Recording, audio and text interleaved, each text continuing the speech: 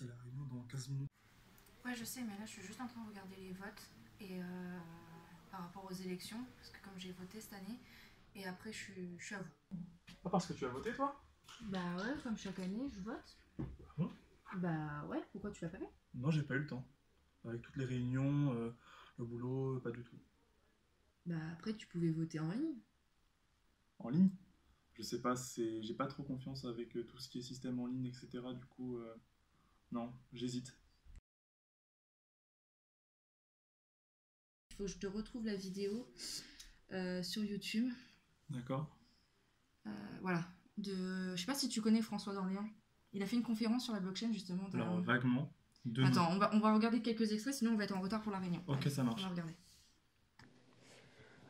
Donc en transférant un vote sur une blockchain, on va transférer certaines de ses propriétés. Ces propriétés sont d'être immuables et incorruptibles. C'est-à-dire que même l'administrateur d'un vote ne va pouvoir modifier le vote a posteriori. Comme ensuite, on peut voter très localement, on vote en France, mais l'ensemble des réseaux, des nœuds qui composent cette blockchain vont répliquer le vote à une échelle globale.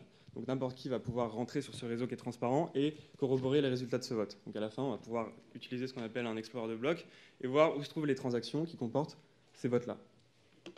Pour faire un vote sur une blockchain, il nous faut au moins 3 éléments. Dans ce cas d'usage, je me limite simplement à l'utilisation d'une blockchain du Bitcoin pour ne pas m'éparpiller dans d'autres usages dans le temps qui m'est imparti.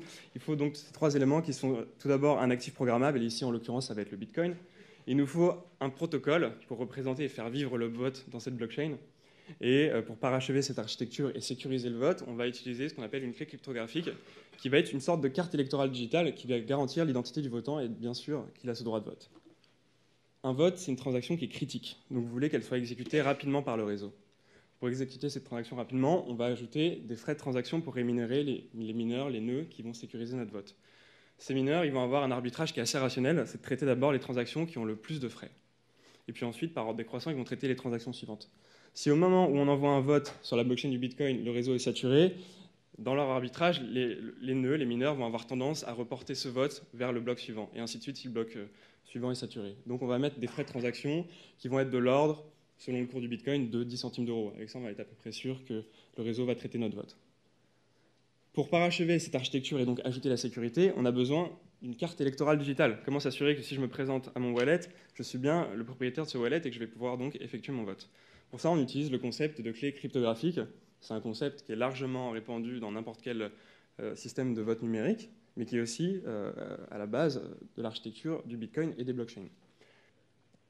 En mot de conclusion, je voudrais vous le dire avec un philosophe qui s'appelle Karl Popper et qui devrait être l'un des maîtres à penser de tous les innovateurs et de tous les entrepreneurs, c'est que dans cette blockchain, on est dans un espace assez expérimental, complètement mouvant, où il y a des milliers de cas d'usage qui sont énumérés, et il faut se saisir de ces cas d'usage, itérer dessus, voir ce qui en sort. Et c'est comme ça que se décantera le réel potentiel de la blockchain, et qu'on arrivera à avoir une blockchain qui offrira les cas d'usage les plus puissants et des standards forts. Je vous remercie de votre attention. Donc voilà, tu as pu voir. Bon, j'ai pris seulement quelques extraits parce qu'elle a duré 9 minutes, comme tu as pu le voir. Ouais.